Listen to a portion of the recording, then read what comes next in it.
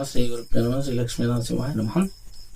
ప్రధానంగా ఈరోజు తెలుసుకోబోయే అంశం, ఎవరికైతే ఇంట్లో ఎక్కువగా అనారోగ్యపడుతున్నారో, ఎవరికైతే ఇంట్లో మనశ్శాంతి ఉండట్లేదో, అలాంటి వాళ్ళు ఎవరైతే ఉన్నారో ఇంట్లో 41 రోజుల పాటు ప్రయత్నపూర్వకంగా మీ ఇంటి దైవానికి ప్రయత్నపూర్వకంగా ప్రతిరోజు పొద్దున్నే దీపారాధన చేయండి, మరియు సాయంకాలం దీపారాధన చేయండి.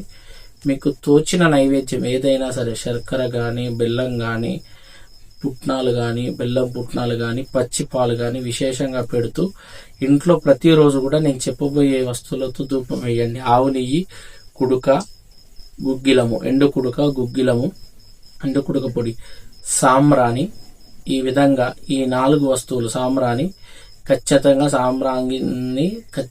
ఊదు, ఇవి 5 కలిపి ధూపం వేయండి. మానసిక ప్రశాంతత తగ్గుతుంది.